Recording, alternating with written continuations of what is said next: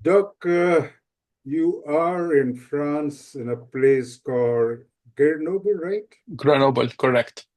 And you just told me it is very close to Swiss, right? Exactly. We are 2 hour, well, an hour and a half away from Geneva. Great. So welcome to Dr. M's podcast, and I have to do my standard work. So let me introduce you, and here we go. Okay.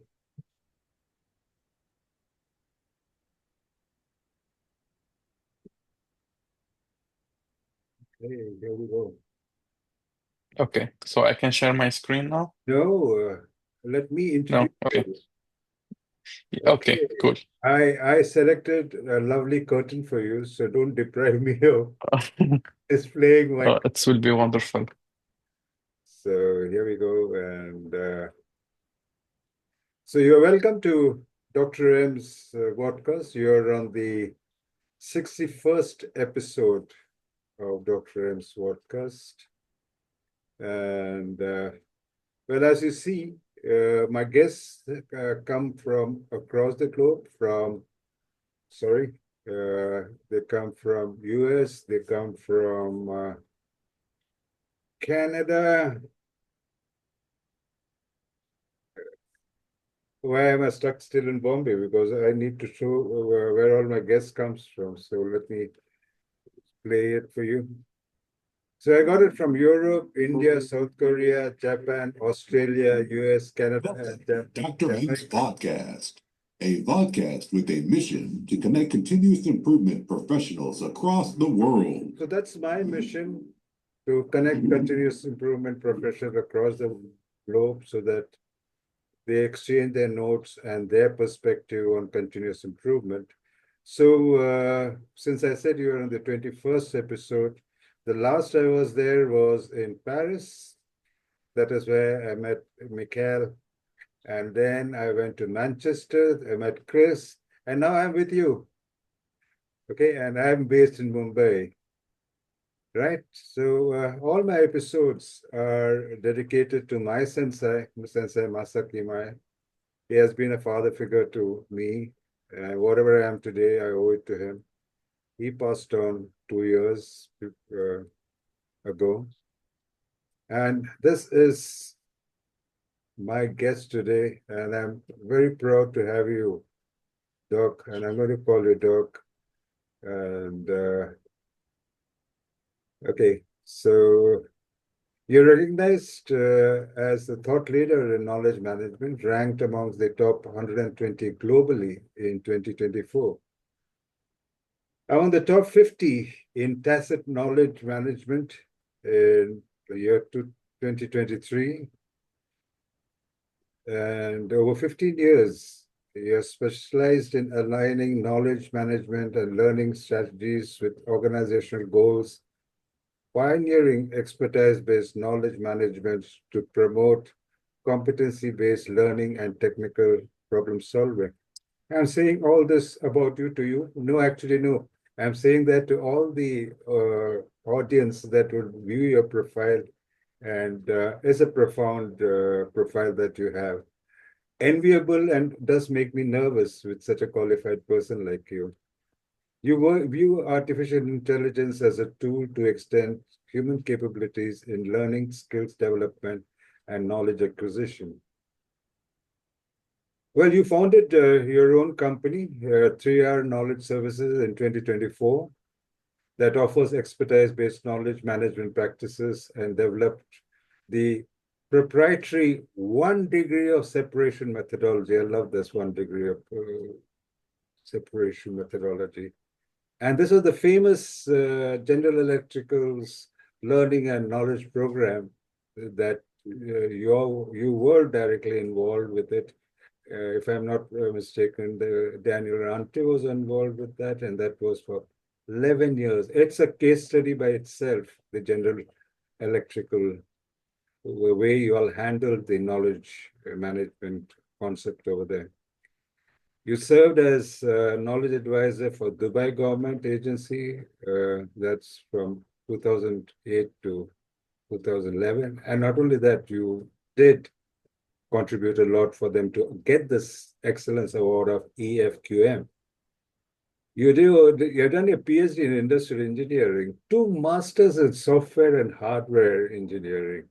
You're making me nervous, Richard. Stock has co-authored a book and published extensively on collaboration dynamics in virtual teams. I'm getting more and more excited to listen to you. So here we go. And this is what you're going to talk to us about, a skills first approach for transformation towards learning organization. So I am handing it over to you and take it over. Take it over.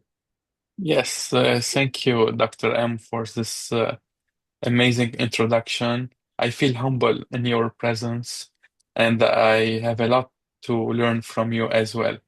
Lean management, expertise-based knowledge management, organizational learning have been those fields of my interest, research, and professional work. At the heart of those disciplines lies the human aspect, the respect for the human expertise, and the respect for the human role in continuous improvement, learning, and knowledge sharing. And that's the core philosophy behind the companies that I started.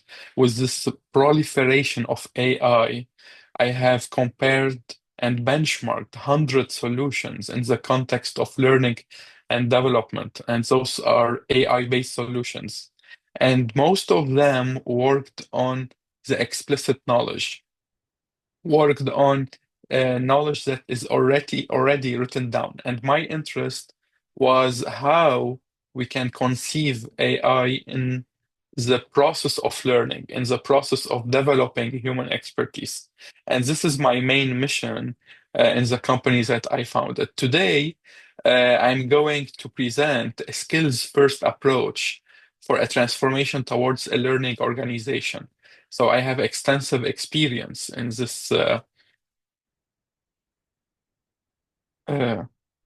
yes,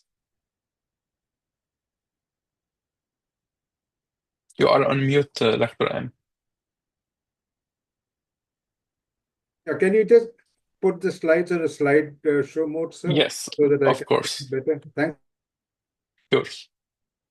And exactly for what I believe the role of a human expertise in learning, knowledge management, and lean management, that's the main theme of today's presentation.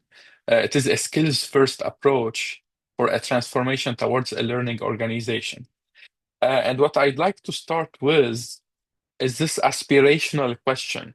So, how would operations change if the lag between skills proficiency and productivity gains virtually is eliminated? So, imagine a situation in an organization where the time between acquiring a skill and putting that skill into production is virtually eliminated. Is it possible? Yes, it is possible. And that's the transformation towards a learning organization. So, how to do this transformation? I have developed over the 15 years of research and practice a proprietary framework that helps an organization and prepares an organization to transform into a learning organization. That framework is constituted of four components. The first one is the model that diagnoses and evaluate whether the company or the organization is ready to transform to a learning organization or not. And what does it take to do this transformation? The second component is the methodology, a set of activities and the processes that help us to do this transformation. The third component is the expertise-based knowledge applications. So I have designed and implemented 9 applications that help to promote and to curate knowledge in the context of expertise development. And the fourth component is related to the governance, how we can sustain this transformation and how we can make operational excellence. And for that, we need governing principles and we need enabling factors. So I have also developed this model. For today, we will not go into deep into all those four components. I'll try to give the main messages and to convey the main, let's say, ideas behind every component.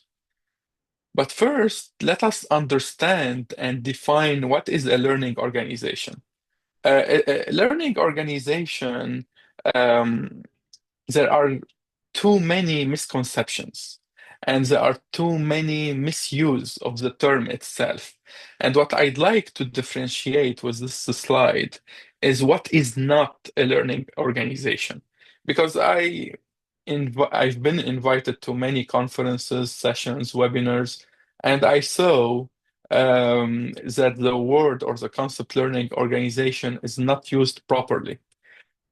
So, of course, learning organization is not a training center and it's not an educational institute, it's not a university, because we will differentiate the difference between learning and developing competencies and learning how to learn later on.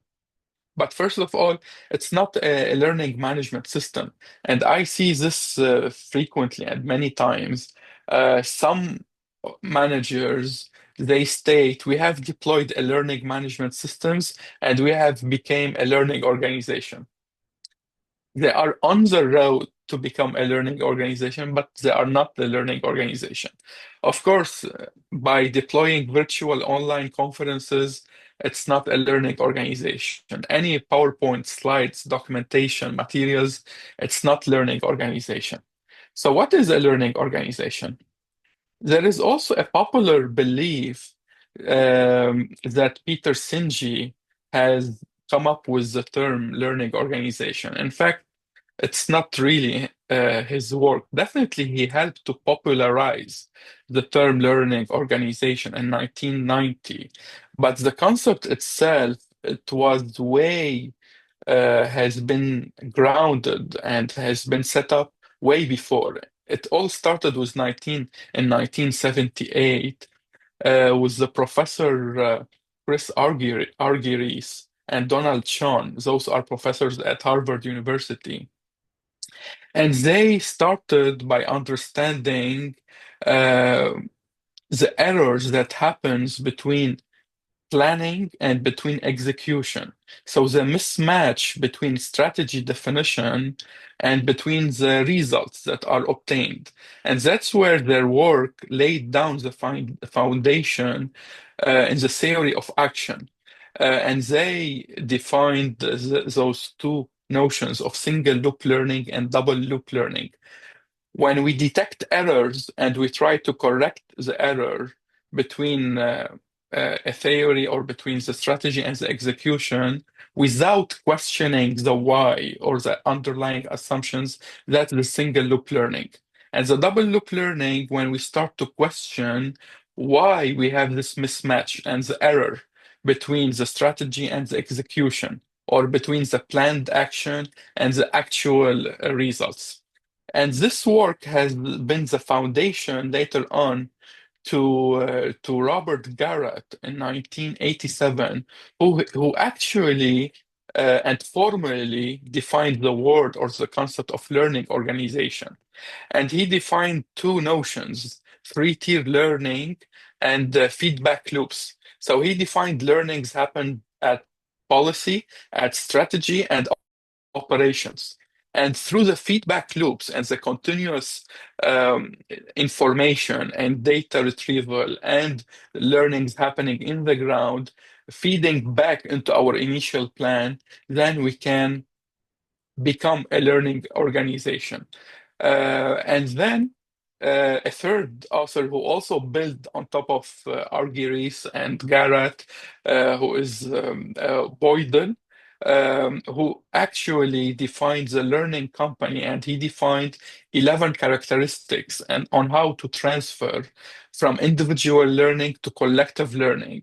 And he defined the learning company as the ability of the organization to transform itself by facilitating individual learning. Peter Sinji, great work, he synthesized all those elements and components into 5 disciplines and 5 components. System thinking, by understanding how the components or the entities and different constituent inside the organizations are interconnected and influence each others.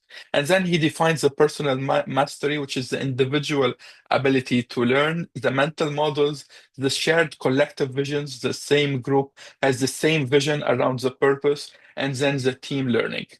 Finally, what is interesting in the course of learning organization is the work done by Jeffrey Liker. He published 2 editions for his famous book, Toyota Way. In 2004, the first edition, it was interesting because he explicitly mentioned principle number 14, becoming a learning organization through relentless reflection, Hansei, and continuous improvement, Kaizen. That was in the first edition.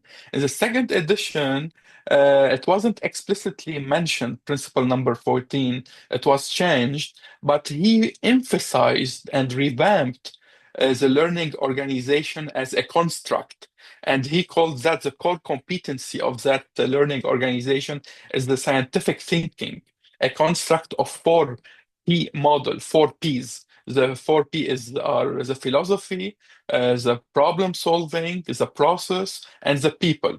And through the interaction of those 4 competencies or 4 constructs, at the heart of them is the scientific thinking, which means we actually go to the field, we go to the source, we collect factual information, we test our hypotheses, we get the results through tests, and then we reiterate. And through that scientific thinking competencies, the organizations can learn and can adapt the error and the mismatch between strategy and execution.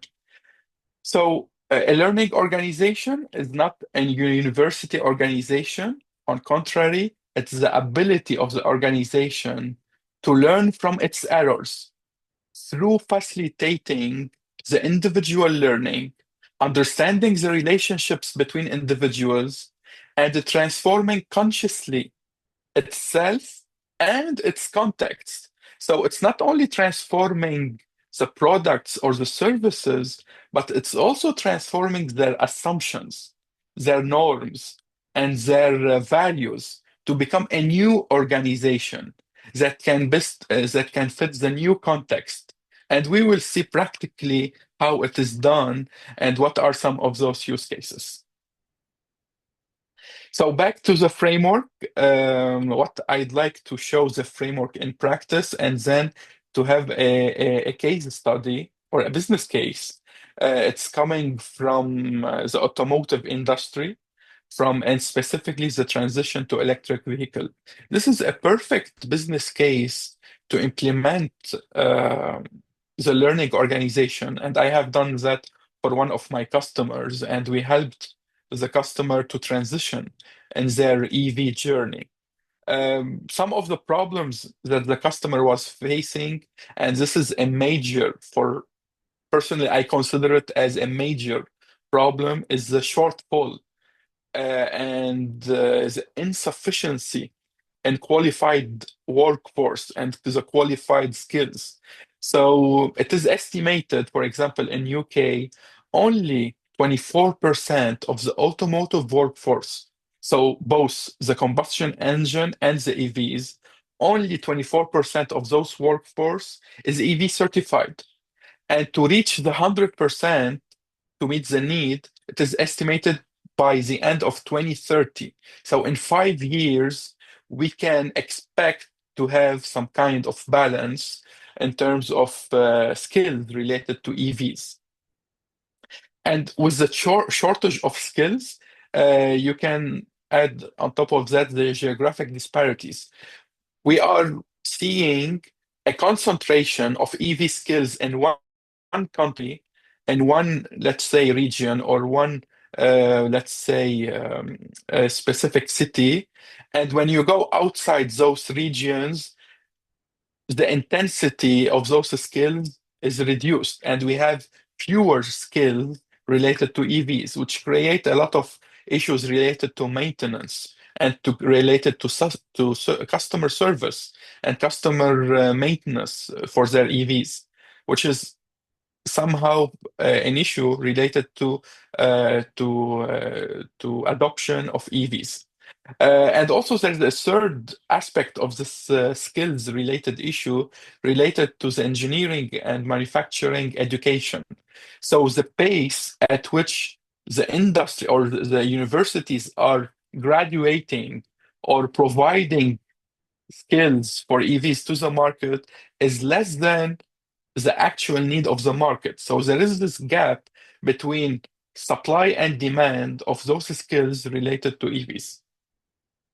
So that's the business case that I'd like to implement and demonstrate in practice the framework.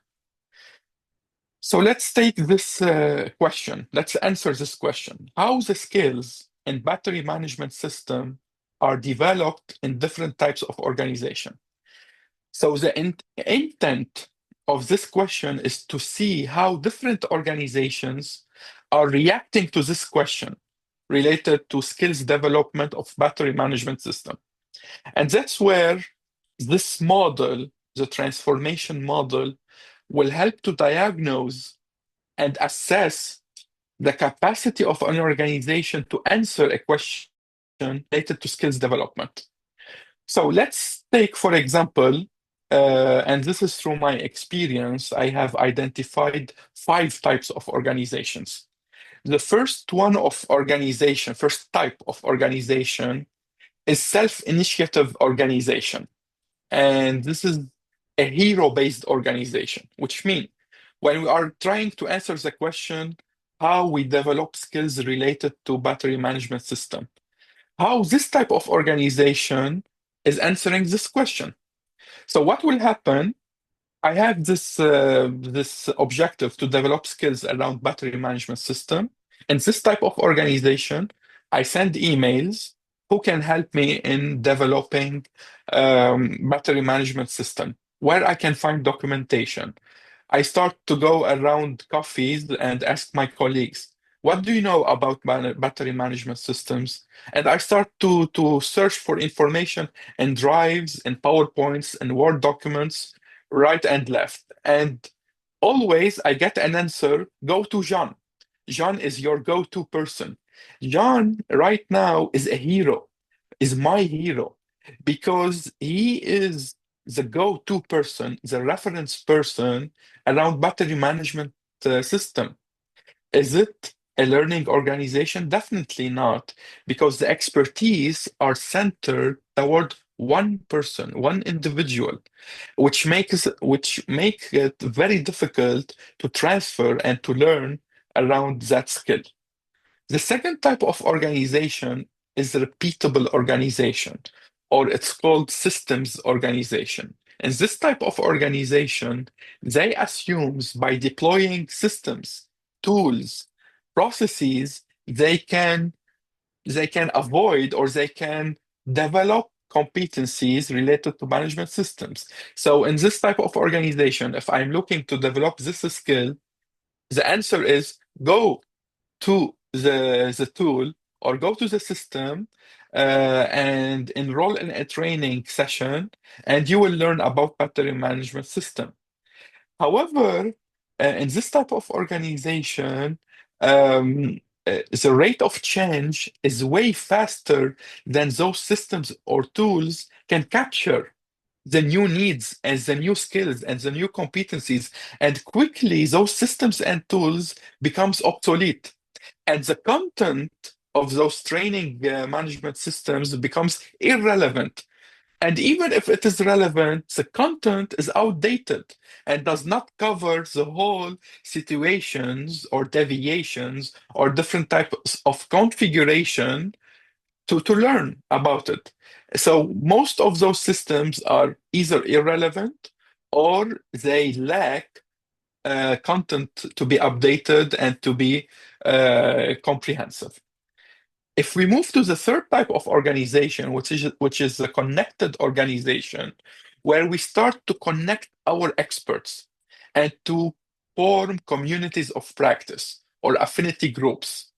And this type of organization, learning happens by being situated inside a community. So if I need to learn a skill about battery management system, the reaction and the answer is go to the community, go engage with the experts, learn with them, engage in discussions, and then you can learn about battery management systems.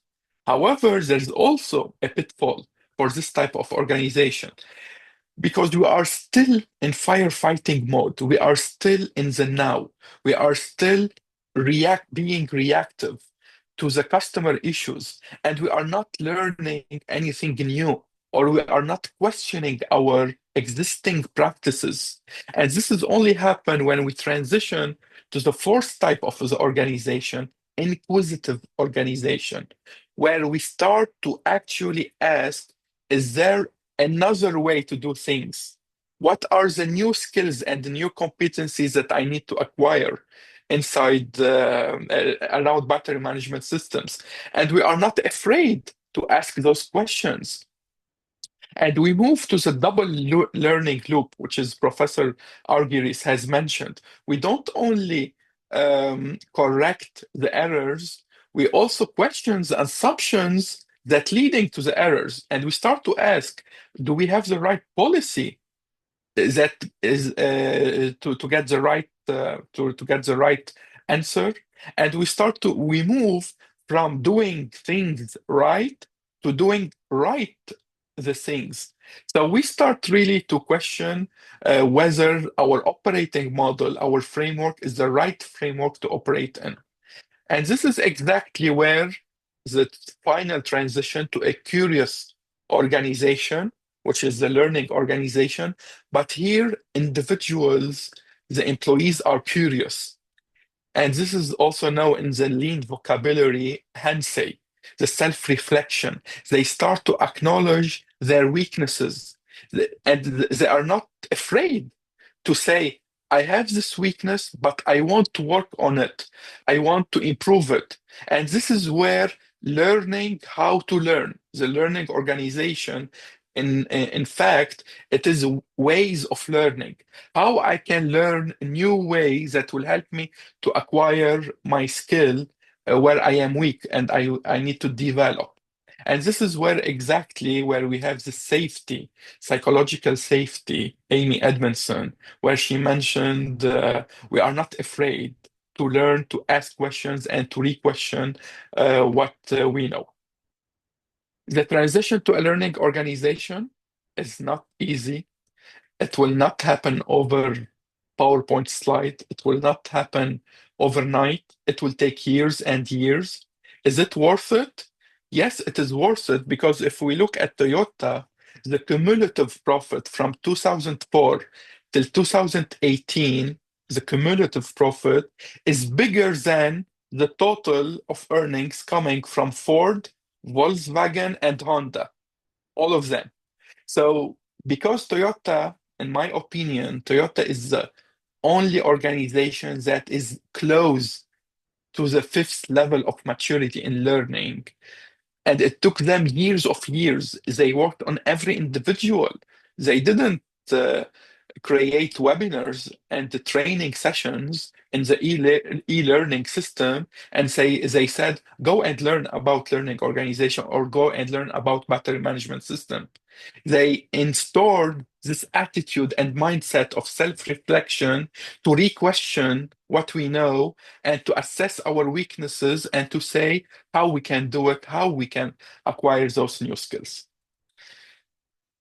So that is the model. I consider the model, this is as the corner piece in the learning organization. The methodology is very important. I will just convey one message. there is a structured approach. There is a methodology to follow to implement a learning organization. Not saying that we will hit directly level 5 in terms of learning organization. We need first to create the connected organization. This is the step 1. The third type of organization where we start to connect our experts. And for that, we need to work on the strategy first to connect the knowledge management program to the strategy. And the way I do it, I never pronounce the word knowledge management. Instead, I try to understand what is the priorities of the organization. For example, if they are going through a digital twin strategy or decarbonization or EV transition, I show how knowledge management will help in executing their strategy around EV transition. So, for example, one of the prominent lean processes is catch-ball. Catch-ball is a process to create dialogues and feedback loops between at all levels to align the strategy deployment and the execution with the employees. So by putting in place communities of practice where we can gather and collect and create this space where all the employees can engage in dialogues and they can discuss the strategic elements, the plans, the actions, the activities, and they can also evaluate their capacity. Do we have the right capacity to execute that strategy? This is where the expertise-based knowledge management add value by creating those expertise and those capabilities that help to deploy the strategy and also align those actions at all levels from management to operations. The third element or component in the framework are the 9 expertise-based knowledge applications. Those are the actual technology capabilities that we put into place. And by technology capability, I mean a reflection of the processes. So we don't develop a feature or a functionality just for the sake of the technology. We understand the processes, we understand the core activities of the organization, and we reflect those collaboration patterns, those interactions in the technology. One of those applications is onboarding and induction. And this application, I will show it in practice. What does it look onboarding and induction? The fourth element is those strategic enablers, how to sustain that transformation. Because one of the common phenomena in organization, we have a strong executive who sponsors lean knowledge management and any human-centric approach. But then 3 years later, this sponsor or this executive changes the role, either quits the company or transition to another role, and we are faced with a new executive. Maybe he has different beliefs and different approach toward managing those programs. So we lose sponsorship. So how we can detach a lean initiative, a knowledge management initiative from individual sponsorship to institutionalized adoption and sponsorships. That's where those 12 enablers will take place. And one of the most dominant and prominent enabler is culture. Culture is those values and behaviors that dictate how the organization behave with respect to change. And with my personal experience, what I found out why change management fails, because we don't know the to-be state. We don't know what does look like the new behavior. We are very good at defining the new technologies, the new process, the new tools, but we don't know how to interact, how to behave. What does the new behavior looks like? So one of the success factors is to define the to-be state and to define exactly how we learn and how we acquire new skills in the new organization and what are the new capabilities that we need for this change. So in summary, those are the four components that helps to transition to a learning organization. It will not happen in one day or in 1 month. It will take years. Through our experience, we have developed accelerators. So now we know what works and what doesn't work, and we can transfer those learnings to accelerate the transitions to a learning organization. So that's how this question, how the skills in battery management systems are answered in different types of organizations. Now I'd like to transition to the demo and to demonstrate what actually a learning organization looks like with one application only, onboarding and induction. But first, I'd like to define one terminology related to AI, which I'm going to use, is prompt engineering. So today, what I have also observed, we still don't know how to work with AI. And we reduce our understanding with AI to a simple question answering. So we ask ChatGPT a random question or not well-formed question, and then we expect some answer, but the answer is not at the same expectations, which creates frustration and maybe disbelief of the AI as a technology or capability. And for that, there is one particular skill that is very important is prompt engineering. Prompt engineering refers to the practice of crafting inputs, the question, called prompts, to guide the behavior of AI models, and specifically LLMs like Claude, Gemini, or ChatGPT, to produce useful, accurate, and relevant outputs. And to construct that question, there is a template. And this is what I have researched and found out the best structure, the optimal structure to construct a question. So the structure is as follows. You start with the role, and then the purpose, the application domain, guidelines, and instructions. You have to tell AI and instruct AI what to do step by step. And for that, there is an example how to create AI-based personal tutor. So in this application that I have experimented with, I wanted to create AI tutor to replace the university professor. It's some kind of experiment. So the prompt to create this application or this use case is really a paragraph. It's not a simple question. Create for me AI tutors that help me to learn about battery management system. It's very vague, abstract, lacks a lot of contextual elements, lacks a lot of precision. So the first sentence in the prompt is act as a personal tutor. The role of AI, now you are a personal tutor. This is the role.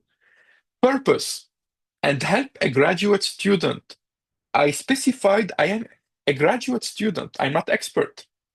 To achieve awareness level, I specified the proficiency level.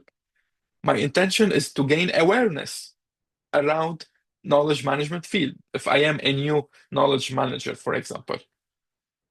And then I have defined the guidelines and the instructions. You should execute the learning experience one step at a time. You should follow the user learning pace and style. You should suggest the next topic. When you estimate that the user has a solid understanding, now develop a quiz of 5 questions. So I instructed the AI what to do, explicitly told the AI what to do. And with this prompt, I got a very satisfactory application or tutor that will help me to gain the awareness level in knowledge management. So I am sharing the link here, and you can go and read the full experiments. What I consider prompt engineering as a competency and requires logical thinking skills for effective and relevant and accurate outcome. So how to ask a question is a skill, and we need to learn it. And so we can better interact with AI. Now I move to the practice, and I will demonstrate the Flow platform. Flow is a partner company. They are my partners. And together we developed this platform, and we are offering this platform for the industry and for any organization that is intending to deploy expertise-based knowledge management and to transform to a learning organization. So what I'm going to demonstrate with few minutes is onboarding and induction. So again, I am a new employee, a new engineer. I'd like to learn skills around battery management system, and I don't know where to start, how to start, who to contact, and where to find information. What I will do is I type my question here, what I need to learn about battery management system.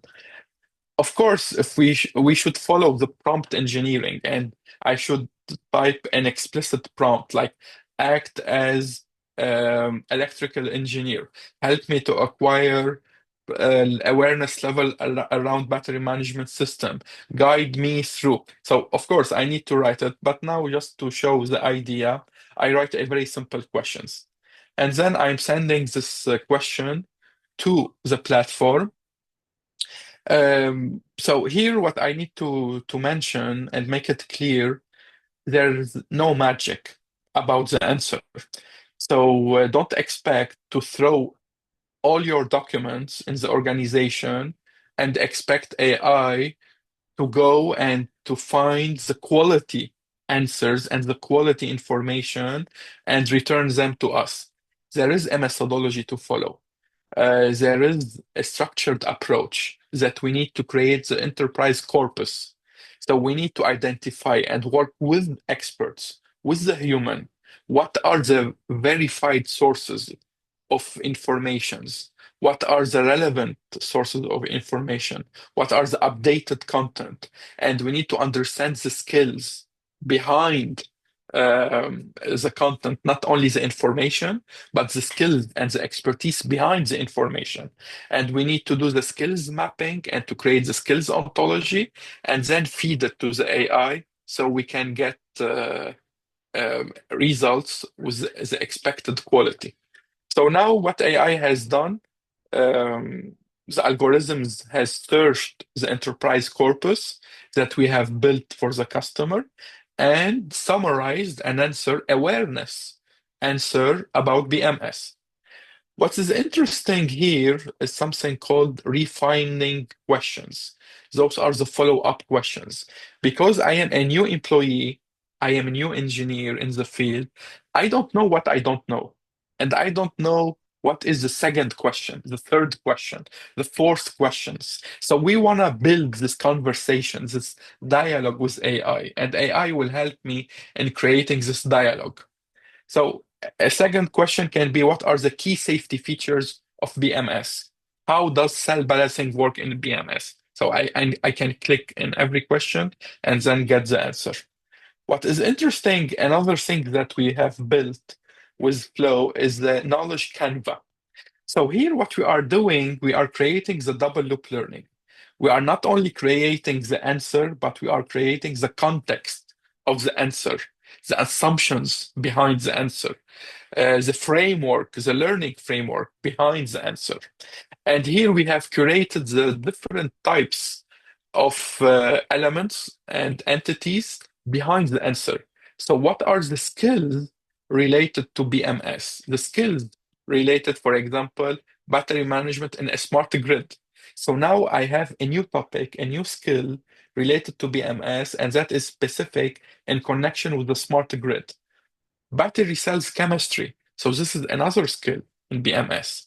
So I can navigate and find out all the skills. And if I am building my learning path and career development with HR and my manager, I can insert those skills in my learning path and career development. Then I can go and discover what are the assets. And here by assets, we mean the standards, the international standards.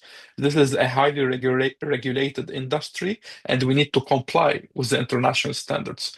So I can find one of those standards, for example, this one, road vehicles, environmental conditions, and testing for electrical and electronic equipment. I can click on this bubble and then I can find more about the standard. I can click on the standard page and find this is related to ISO 19453. And I can go to the external link to the ISO Institute and get specifically purchase or even contact our internal digital library and ask them to purchase that standard. So I can continue and navigate through all the standards related to BMS. I can continue and find out the different elements around my answer. One of those interesting elements are the members who I can contact. So if I want to engage in a coaching and a mentoring or simple discussion, with whom I should discuss the BMS. So I can find the people or the experts or anyone interested or working in BMS. If I have a problem and I want to engage the experts in a discussion, in a problem-solving discussion, so I can identify the community. I can click on the community that is related to BMS. I can go inside that community and then I can go to the content discussions and then I can create a new discussion. I can type here my problem statement, problem description, and then I create this discussion. And also I can tag and assign expertise to that discussions. For example, here, if I type battery management system, because we have the ontology in place and the taxonomy, we can propose what is the most relevant expertise, BMS. So now my conversation is tagged with BMS, and any expert with BMS expertise will be notified around that specific discussion. Not all the community, not all the members will be notified, only relevant and expert with BMS will be notified. And I can engage further. So the community has many elements and many aspects. For example, we break down within a community what are the components of EVs so we can have more targeted and curated discussions or expertise and skills acquisition around a specific component. So to summarize the transformation to a learning organization, it is really the capacity of organization to renew itself and to facilitate learning for their members, and not only to acquire new skills, but also to have this attitude to re-question what we know and to ask again, is there another way to do things? And how we can do things next time for continuous improvement. For that, I'd like to thank you all. And if there's any questions, please let us have a further discussion.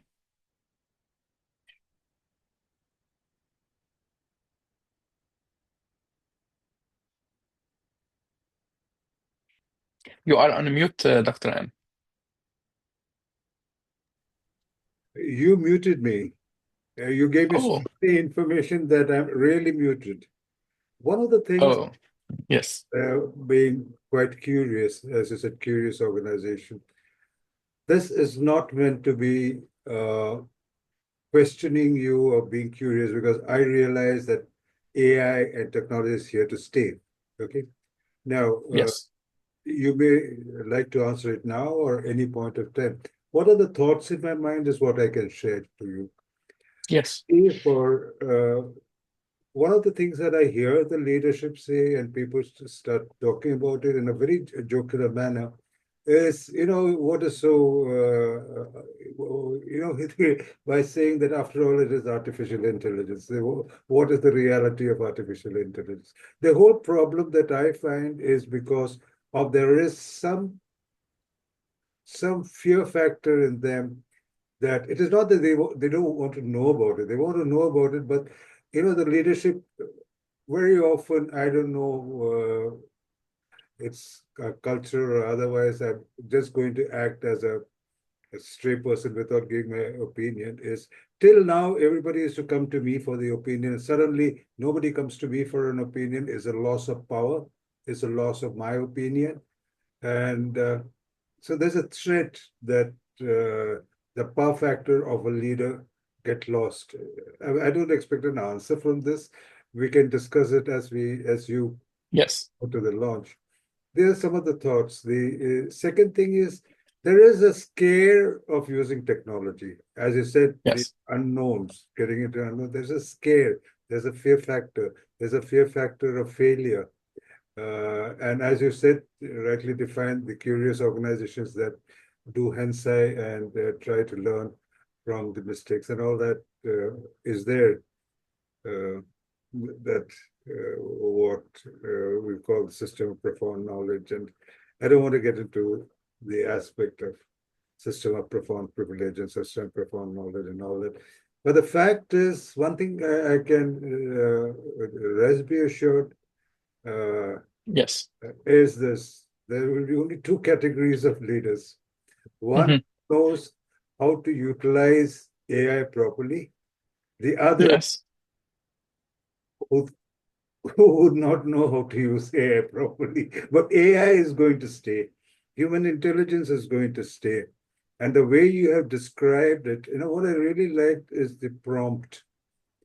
It requires the way you are explaining it, the thoughts in my mind is this, is that you really require to know what you want to ask. You really want Yes. to know what is the problem.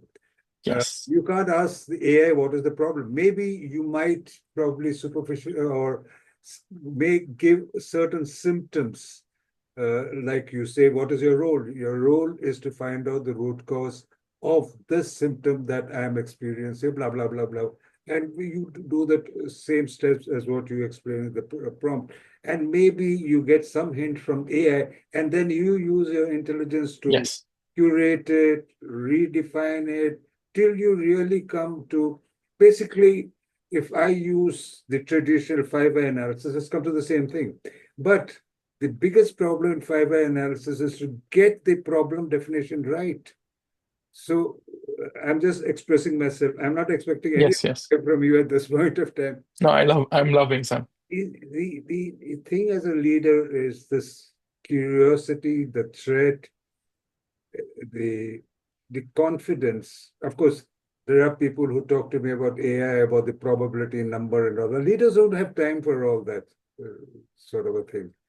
Okay, they're not going to say the probability is this, and then it's very often I've seen anything that new that comes, they immediately delegate it to somebody else. Okay, they don't take the ownership.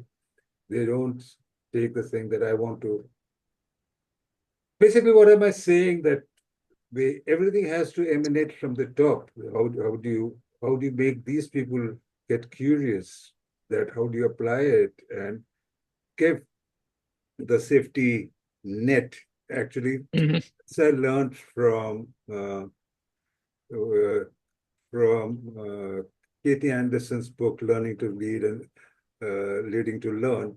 Actually, it's a case study too, where she heard from the sensei, Yoshino, where Toyota took up this middle-level manager for 2 years training because they found there's a cultural difference of what Toyota practice and all the new inductees.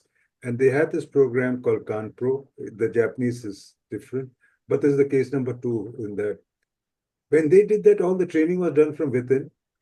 And what is so amazing is they provided a safety net for that even if you fail, we are there to support you. Okay. Yes. So, I mean, it is such a beautiful case study. I think is there in I think the second episode of Dr. M's, you're on the 61st. It's the second episode is the KT. And I found that to be so rewarding or so, what do you call, thoughtful from the Toyota people, the leaders who did it, that they gave them and permission to experiment and fail. And they said, we'll give you a Yes. net. Now, that's what Toyota did. And it's a Canpro concept. So I don't know whether I've said all these things, but I'm very sure that we have to take this conversation forward. And people have got stuck, for example, this has worked for me at that point of time. This is going to work for me in future. The Correct. entire thing that I understood from my sensei Masaki Imai and Mr. Haidobe's father, Hijame Obe, is respect human beings because they have a very short lifespan. How can you see that that does not get disturbed by unnecessary work? And if AI can take out from my life certain activities I don't have to do, and I can use that for greater spiritual or whatever activities I want, I would love AI for that. I mean, that is my spiritual aspect of it. I don't know how I'm relevant, but this is equally true at the shop floor. That you remove the Yes. memory, you remove the strain for the workmen to do their work, and it is that they get time. If AI takes away a lot of things which they need not do, but they can guide to do. I'm very lay at all these things, but the balance of the time, they will have time to do Kaizen, Mm. have time to do Hensai. They will have time to look after their equipment. They will have time to mentor people. They get time to develop what you said, the curious organization. They will get time to build up a culture to that effect. One thing else that I really liked about what you said and is while you make a change in the organization, how does it, how do we make it, it's like an epidemic that is spreads around the entire organization. Yes. I don't know whether this is what Sensei Masaki Mai used to tell me. You should treat this as a spreadable disease Mm. so Mhm. that you get infected by that, and everybody else who gets in touch with you, you become very infectious. So the disease, this is one disease, he said, you should cultivate that everybody becomes curious, aspirational. You use Yes. English words, that's different, but that is how that's the same spirit that has been prompting me to learn this. I'm very, very curious about understanding more and more about AI because I attended this Gerard virtual conference, and just yesterday, Nigel brought out aspect of artificial intelligence. I think I shared some slides with you, but I'm very, very curious about it because, yeah, mentally I'm still a child, although people tell me that I'm 74 years old. So I said, that's not my fault. My father met my mother in 1949. I was born in 1950. Why blame it on me? I'm still willing to learn. I'm still curious. Thank you very much, Doc, for a lovely session. My pleasure. And we will take this forward whenever you're Yes. free to a launch so that we will use this as a prelude and then we'll invite people to come and Yes. share this. And rest be assured, I'm very sure that AI is nothing artificial about it. Second thing is, one thing Correct. that you really took me through is the evolution of a learning organization. Many of us, including me at some point of time, thought it was Peter Singh who brought in the name of learning organization. And you took me through the process of single loop, double loop, etc. And I'll be curious to learn from you. So permit me to make you my sensei on artificial intelligence and the application of it. So please do accept my request to be my sensei. So people think this is a title. It's not a title at all. The disciple chooses whom to call a sensei. So Dr. Rachad Najjar, be my sensei for AI Uh, and all its application, and help me to understand uh, about a learning organization. And hopefully, if I, at the age of 74, can be curious about it, I'm sure the youngsters will be more curious about it. Thank you very much, and My pleasure. namaste. My pleasure, Dr. M.